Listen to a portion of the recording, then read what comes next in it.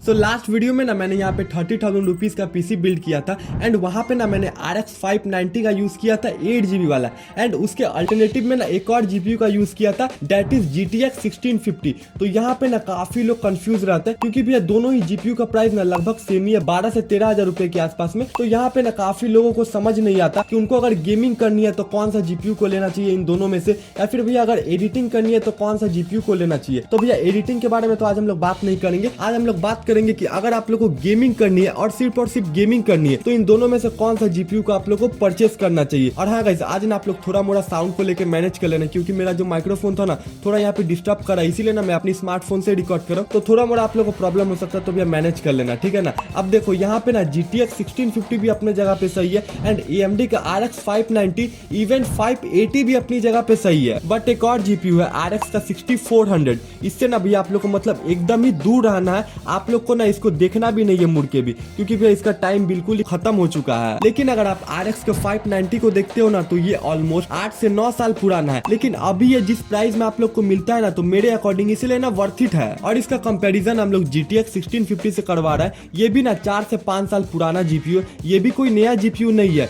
लेकिन भैया RX का 6400 वो तो यहाँ पे सिर्फ 2022 में ही लॉन्च हुआ है, लेकिन फिर भी ना वो इन दोनों ही GPUs के मुकाबला में बिल्कुल बेकार परफॉर्मेंस देता है। इसका मेन रीजन पता है क्या है कि पहला तो ये PCI Gen 4 पे अच्छा से रन करता है, Gen 3 पे ये अच्छा से रन नहीं करता। मतलब कि इसे आप लोग Gen 4 वाले प्रोसेसर एंड मदरबोर्ड के साथ में पेयर करोगे ना तभी आप लोग को अच्छा परफॉर्मेंस देगा, यानी कि आप लोग इसे इसके फुल पोटेंशियल में तभी यूज कर पाओगे, Gen 3 में यूज नहीं कर पाओगे। और एक कि भाई इसमें इनकोडर नहीं आता है, खैर इनकोडर को साइड में रखते हैं, यहाँ पे हम लोग मेन फोकस अभी गेमिंग में ही करते हैं। मैंने GTX 1650 के ऊपर आज से लगभग 1 से 1.5 साल पहले वीडियो बनाया था, लेकिन उस टाइम ना मुझे बिल्कुल भी नहीं पता था भैया इतने टाइम गुजरने के बाद भी ना इस वाले प्राइस पॉइंट में कोई और अच्छा वैल्यू फॉर मनी GPU नहीं आएगा। लेकिन ये ना भाई एक करवा सच है कि आज के भी डेट में आप लोगों को 11 से 12,000 रुपए के अंदर में कोई भी वैल्यू फॉर मनी अच्छा GPU देखने के लिए मार्केट में नहीं मिलता है। अब कई लोग ये बोलते हैं ना कि भैया GTX 1650 या फिर 590 के साथ में क्यों ही जाना, आप लोग थोड़े पैसे और ऐड करके यहाँ पे RTX का 3050 या फिर RX का 6600 के साथ में चले जाओ।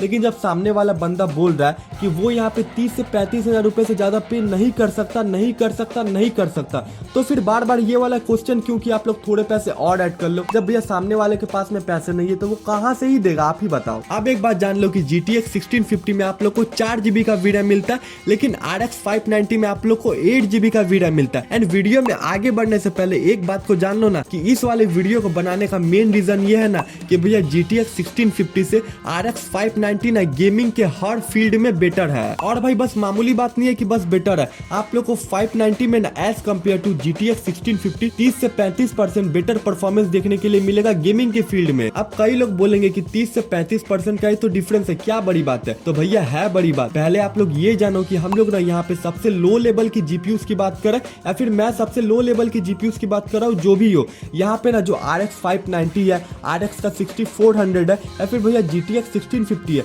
आप जो भी बोलो, ये ना सबसे लो लेवल के GPUs में आता है। अगर आप लोग इसमें गेमिंग भी कर ले रहे हो 1080p में, तो यहाँ पे आप लोग 1080p के मीडियम सेटिंग या फिर लो सेटिंग में गेमिंग कर पाओगे। एंड उसमें भी ना आप लोगों को कई सारे गेम्स में बस 30 से 35 का ही FPS मिलने वाला है। थोड़े से ओल्ड गेम्स को खेलोगे तो यहाँ पे 1080p के मीडियम सेटिंग में आप लोग खेल लोगे, एंड भैया GTA 5 को खेलोगे तो वो आप लोग का 1080p के अल्ट्रा या फिर हाई सेटिंग में चल जाएगा। अगर आप लोग 590 की बात करने जाओ तो भैया ज्यादातर गेम्स में जहाँ पे GTX 1650 ना यहाँ पे बस 30 से 35 का FPS दे रहा है, वहाँ पे ना ये GPU आप लोग को भैया 40 से 45 का FPS निकाल के दे देगा। तो कई लोग बोलेंगे कि 10 FPS का ही तो फर्क है, लेकिन भैया 10 FPS भी ना काफी बड़ी बात है। और भी थोड़े हाई ग्राफिकल गेम में जहाँ पे GTX 1650 ना लगभग हार मान जा रहा है, 20 से 22 का FPS दे रहा है, वहाँ पे ना आप लोग को 590 लगभग 30 से 35 का FPS निकाल के दे रहा है। मतलब सीधा सीधा समझो कि जहाँ पे GTX 1650 हार मान जा रहा है, वहाँ पे ना भैया लो लेवल ही बोलो, लेकिन भैया 590 आप लोग को गेमिंग करवा दे रहा है। एक और मेन चीज जो कि RX 590 को ना GTX 1650 से बेटर बनाती है,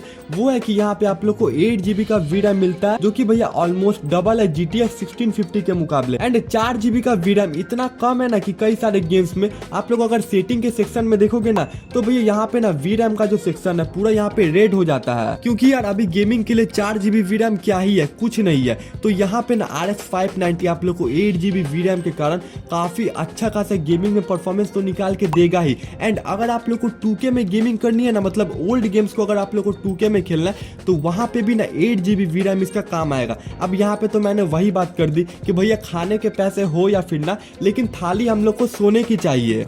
ये बड़ी अच्छी बात कही आप।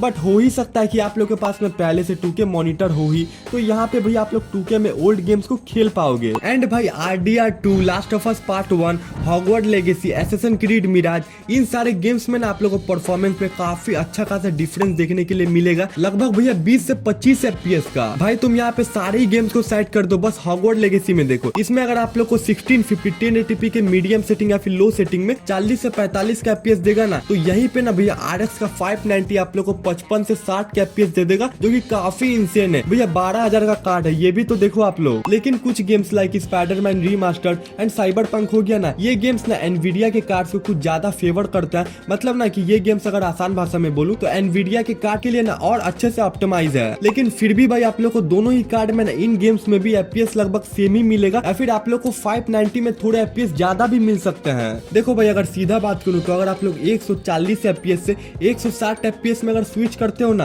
तो आप लोग को वहाँ पे डिफरेंस एकदम ना के बराबर पता चलेगा। लेकिन वहीं अगर आप लोग 30 FPS से 40 या फिर 45 FPS में स्विच करते हो, तो आप लोग को गेम के स्मूथ होने का फर्क साफ साफ पता चलेगा। पावर की बात करें तो GTX 1650 को आप लोग 450 वाट के साथ में इजीली चला सकते हो, लेकिन RX 590 ना 450 वाट के साथ में बिल्कुल भी नहीं चलेगा। आप लोग को मिनिमम 550 वाट के PSU के साथ में इसे पेयर करना ही पड़ेगा। बाकी इन सब चीज को साइड में रख के सवाल ये आता है ना कि क्या आज के डेट में RX 590 को परचेस करना चाहिए? तो भाई बिल्कुल परचेस करना चाहिए। अगर मैं भी रहता ना और मुझे सिर्फ और सिर्फ गेमिंग करनी होती तो मैं यहाँ पे RX 590 के ही साथ में जाता। लेकिन अगर आप लोग को यहाँ पे गेमिंग भी करनी है और एडिटिंग भी करनी है, तो यहाँ पे जवाब थोड़ा सा बदल जाता है। तो उस वाले मामले में आप लोग यहाँ पे GTX 1650 के साथ में जा सकते हो। लेकिन अगर आप लोग को सिर्फ और सिर्फ गेमिंग करनी है, तो आप लोग को इस वाले बजट में 590 से बेटर ऑप्शन और दूसरा कोई भी नहीं मिलेगा। और एक चीज मैं आप लोग को सीधा सीधा बोलूंगा कि अगर आप लोग को RX 590 12,000 रुपए के भीतर में अगर मिलता है, तभी मैं आप लोग को ये वाला कार्ड को लेने के लिए सजेस्ट करूंगा।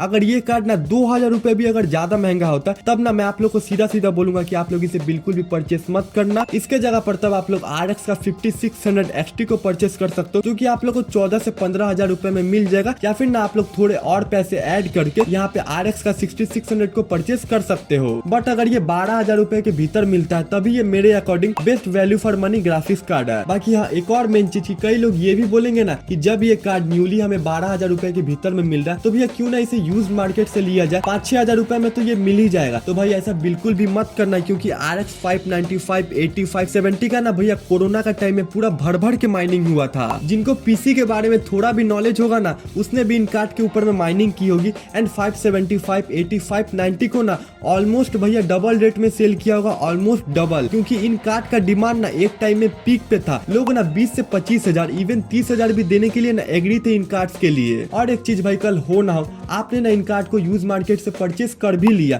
तो भाई कल या फिर 6 महीने बाद अगर ये अचानक से खराब होगा, तो भाई इनकी जिम्मेवारी कौन लेगा? तो भाई इसीलिए ना आप लोग को इन चीजों में पढ़ना ही नहीं है। आप लोग ना नॉर्मली Amazon में जाओ, वहां पे जाके सर्च करो, आप लोग को 590 ना अभी के डेट में 11,599 रुपीज में न्यूली मिल जाएगा। आप लोग जाके इसे परचेस करो। अगर आप लोग को 12,000 के भीतर में स्पेशली कोई गेमिंग के लिए कार्ड को परचेस करना है, बाकी बात जो लिंक मैं तो आप लोग को डिस्क्रिप्शन में दे ही दूंगा, आप लोग डायरेक्टली जाके वहां से भी इसे परचेस कर सकते हो। बाकी दोबारा से अगर इसका प्राइसिंग 2,000 रुपए भी बढ़ता है ना, तो मैं आप लोग को GTX 1650 को ही प्रेफर करूंगा 30,000 के बिल्ड में। बाकी अगर आप लोग को भी एक 30,000 का परफेक्ट पीसी बिल्ड करना है, तो आप लोग ना इस वाले वीडियो को एक बार जरूर चेकआउट कर सकते हो। बाकी आज का वीडियो यहीं तक था, और बोलने के लिए तो कुछ है नहीं। अगर आज का वीडियो आप लोग को पसंद आएगा तो आप लोग को पता है क्या करना है, वीडियो को लाइक करके एंड हमारे चैनल को सब्सक्राइब करके बेल आइकन को प्रेस कर लेना। मिलते हैं आप लोग से नेक्स्ट वीडियो में किसी और एक इंटरेस्टिंग और गेमिंग टॉपिक के साथ में। तब तक के लिए बाय, जय हिंद, वंदे मातरम।